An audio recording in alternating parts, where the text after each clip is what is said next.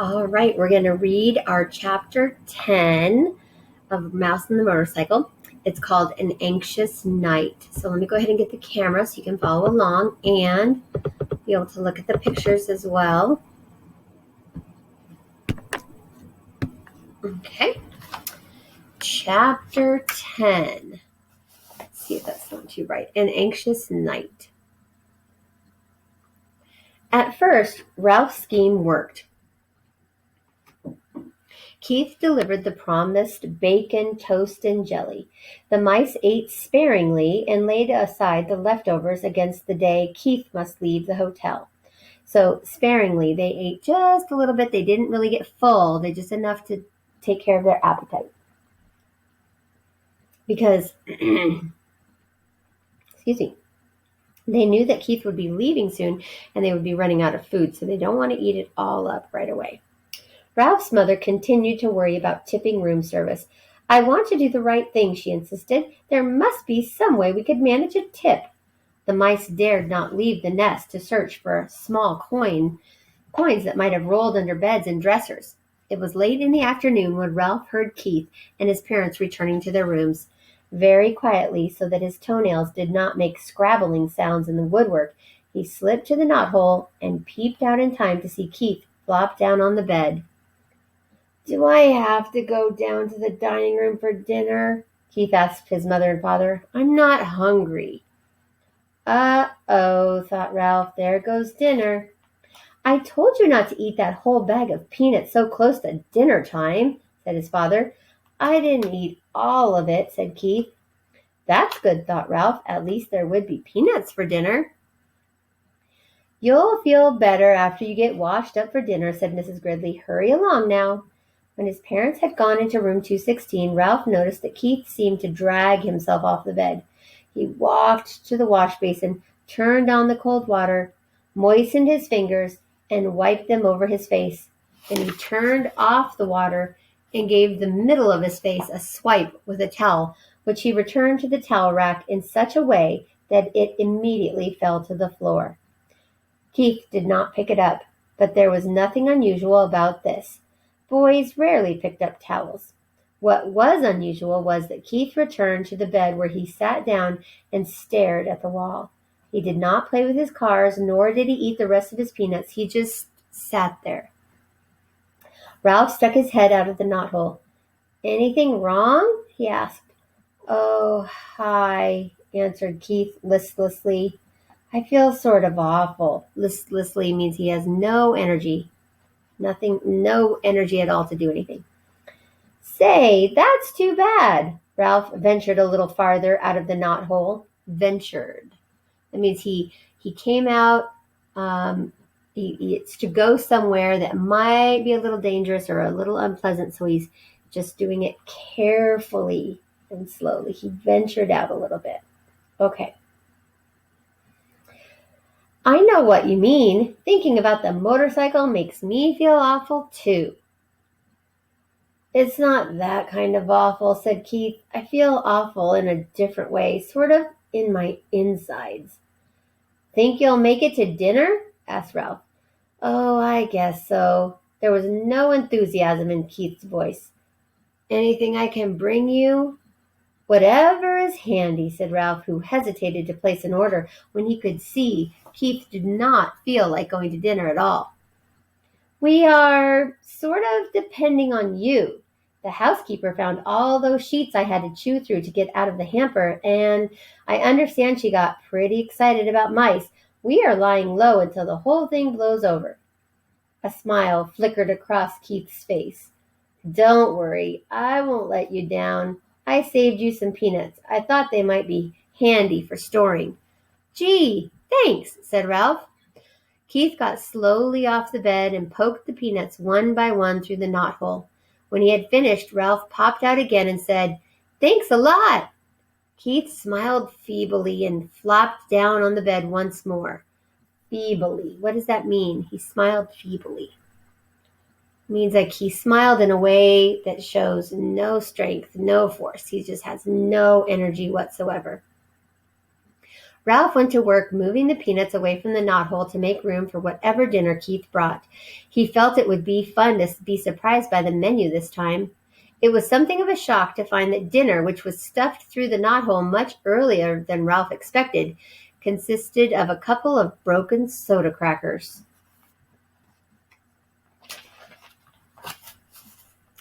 Ralph poked his head out to see if more was coming, but Keith was getting into his pajamas. "Aren't you going to bed pretty early?" asked Ralph, realizing he had not heard Keith's parents come in.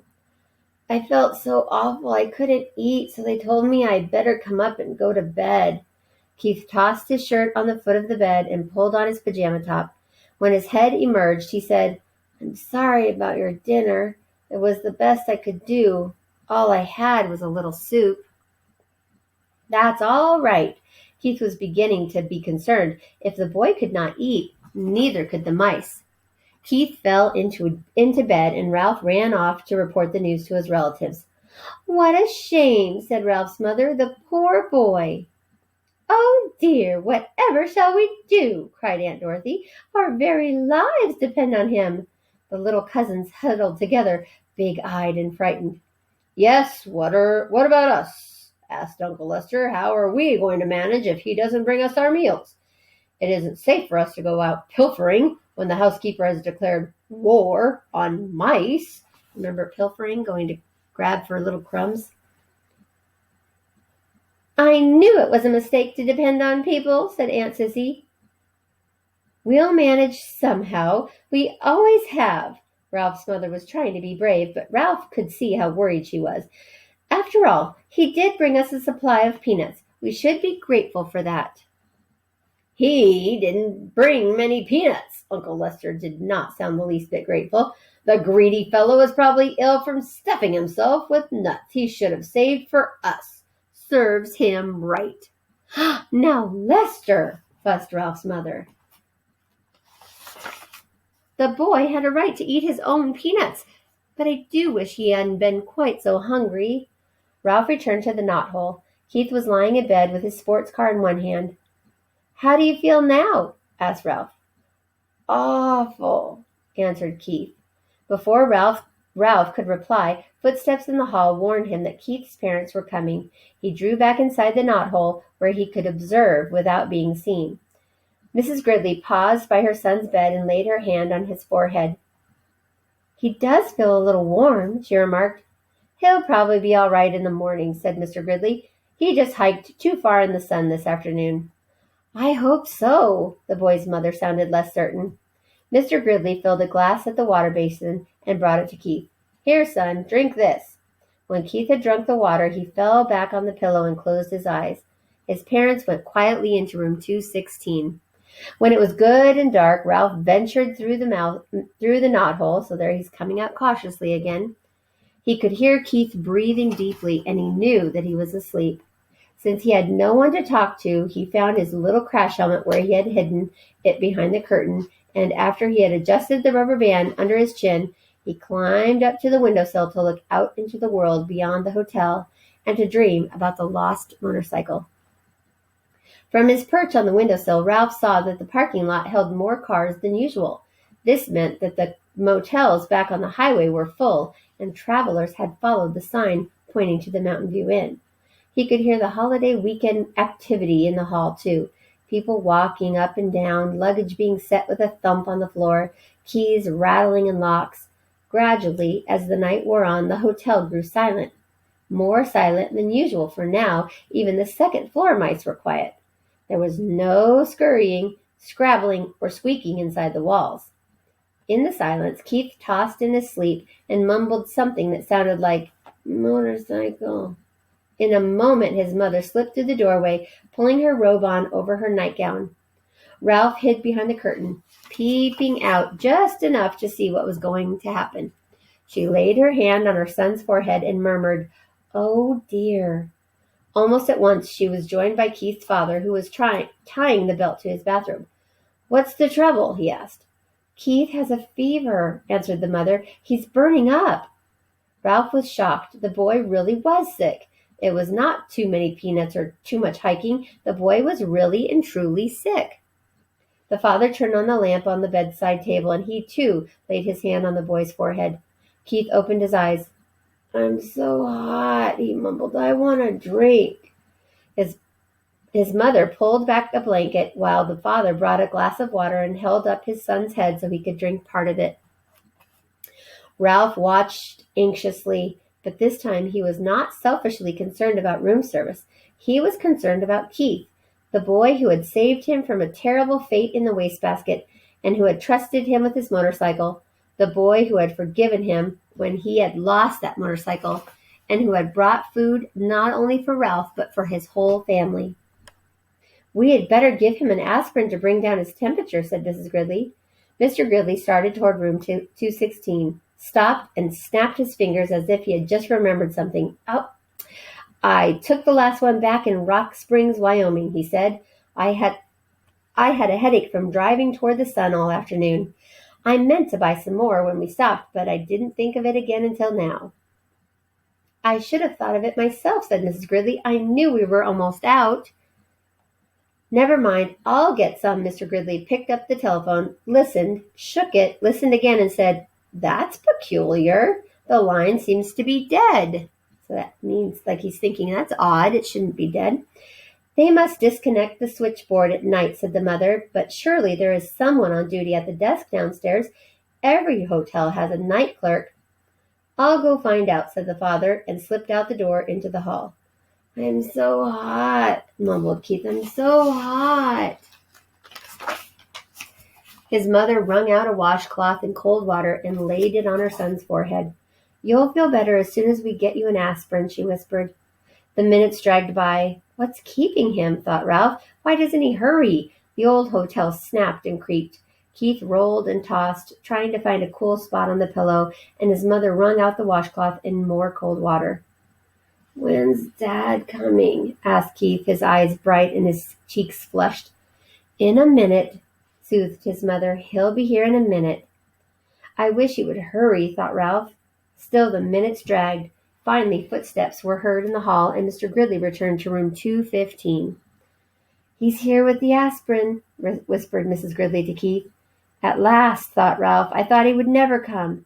Mr. Gridley shook his head. There isn't an aspirin to be found any place." He sounded thoroughly exasperated. "First of all, the night clerk was sound asleep on a couch in the lobby. I had a dickens of a time waking him up, and when I finally did manage to, he couldn't find an aspirin anywhere." So the dad's feeling exasperated. Exasperated means he's intensely irritated or he's really frustrated. "Oh, no!" exclaimed the mother. "Oh, no!" echoed Ralph's thoughts. "What about that little gift shop off the lobby?" asked Mrs. Gridley. "It must sell aspirin."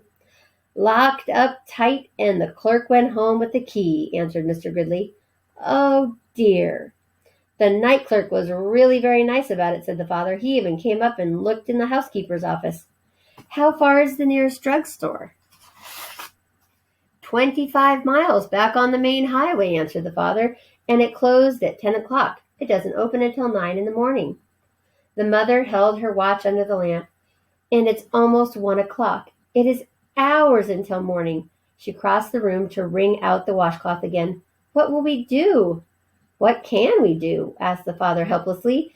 "I even telephoned the doctor, but there has been a bad accident back on the highway, and he can't come. The night clerk said he would telephone the milkman before he starts his route at 6 and ask him if he can bring some aspirin, but he won't get here until 7 or later. All we can do is wait." Keith tossed under the cold washcloth. "Mom, I think I'd like to go to sleep now," he muttered thickly. "I guess that is all you can do," said his mother, and bent over to kiss his hot forehead before she turned out the light. Ralph did not even wait for the boy's parents to leave the room. As soon as the light was out, he leapt silently to the carpet, and by the time they had gone through the doorway into room 216, he had hidden his little crash helmet behind the curtain and was halfway through the knothole. Somewhere, someplace in that hotel, there must be an aspirin tablet, and Ralph was going to find it. He only wished he had the motorcycle so he could travel faster. All right, so Keith is sick, And Ralph wants to figure out a way to help. So that's pretty nice of him. All right, so we have 3 words that we're going to be talking about. Let me get back over here. That we're going to be talking about in our Edmodo quiz today. All right, so the first word that we're going to think about is the word ventured. Ventured. It means that you're going somewhere that you might be unsure about, that it might feel a little dangerous, but you're brave and you just go out there a little bit. So ventured means to go somewhere that may be dangerous or unpleasant. The next word we're going to work on is feebly. Feebly. It means in a way that lacks strength or force. So if I'm like, ugh, I feebly passed the pencil to you, I didn't really use much strength or force or doing it on purpose. The next one is exasperated. It means you're very irritated. You're very frustrated. So Keith's dad was very exasperated at trying to find an aspirin, but even just trying to talk to somebody to try to find an aspirin. It's not a napkin. And so he was very frustrated that he couldn't get anybody to help him. So exasperated. So we have those 3 words: ventured, feebly, and exasperated. And those will be in Edmodo. So you'll be picking the correct answer for those. All right, guys, I hope you enjoyed chapter 10. We're going to read chapter 11 tomorrow and see what Ralph's going to do to help out. All right, guys, thank you. Have a great day.